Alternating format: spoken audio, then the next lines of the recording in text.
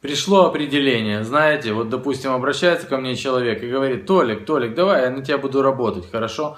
А я говорю: ну, нет, спасибо, дружище, ну, не надо. А он говорит: окей, давай, я тебе сейчас вышлю свою работу. Я говорю: да нет, дружище, спасибо, не надо. А он говорит: хорошо, хорошо, вот я тебе высылаю, сейчас вторую буду делать специально для тебя.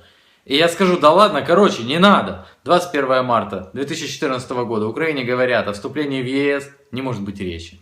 Пожалуй, Европа сейчас больше думает об Украине, как о стране, которая обозначила для себя европейский путь. А будет ли она когда-нибудь членом Евросоюза, это вопрос не на ближайшую перспективу. Не будем себя обманывать. 22 октября 2014 Петр Порошенко заявляет перед целым залом молодых людей. Так достаточно уверенно заявляет.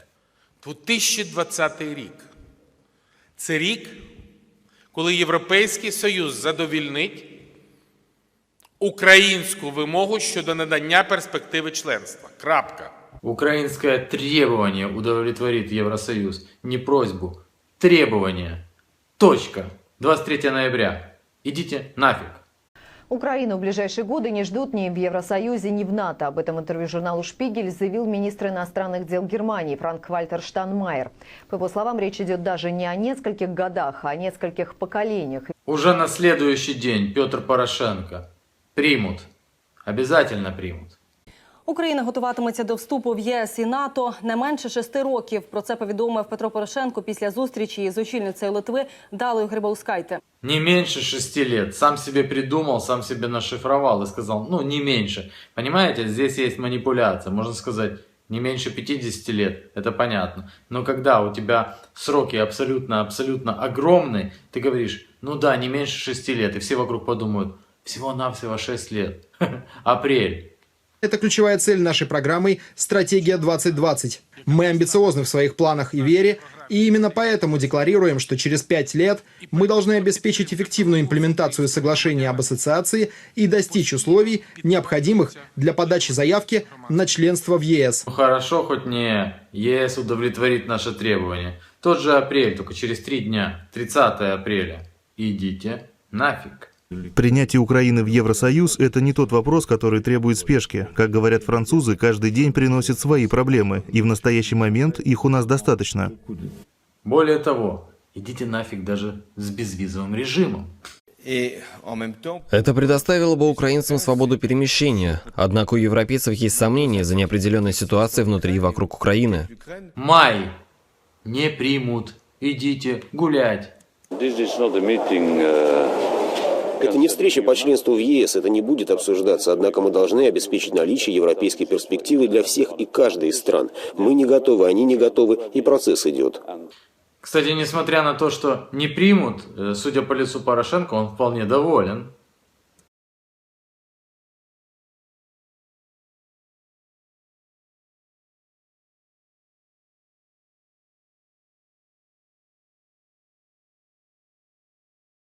Меркель практически открытым текстом говорит: не примут, не примут. А вот предложение о вступлении в Евросоюз и предоставлении безвизового режима, на который так рассчитывают Киев и Тбилиси, скорее всего, не будет. В подтверждении сегодня канцлер Германии Ангела Меркель заявила, что это станет возможным только после реализации странами всех предусмотренных реформ. Примут. За 5-6 років Україна має змінитися і відповідати тим критеріям, які необхідні для подання заявки на членство. Я не беру тебя на работу. Ну, все, давай, ищи работу в другом месте. Нет, я сейчас тебе вышлю свои работы. Все будет нормально. Через 3 дня не примут. Президент Європарламенту Мартін Шульц в інтерв'ю «Європейській правді» заявив, в Україні поки рано думати про перспективи членства у ЄС. Зараз головне досягнути стабільності у політичному, економічному та соціальному сенсах. Так, пан Мартін відреагував на заяву президента Петра Порошенка про те, що за 5-6 років Україна виконає критерії для вступу. Казалось бы, ну прямым текстом же говорят. Ну не я сейчас это придумал, это я просто цитирую серьезных людей из Евросоюза. Ну, прямым текстом уже сказали. Чё ж тебя в дверь, а ты в окно, а?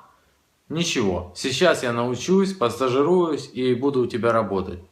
Но ты не нужен мне в качестве работника, дружище. Как еще объяснить? Я уверен, что они никогда не перейдут на язык матов, да, это всегда будут дипломатические посылы, но вообще-то я могу себе представить, что у них в голове. Да пошли вы, да пошли вы, да пошли вы.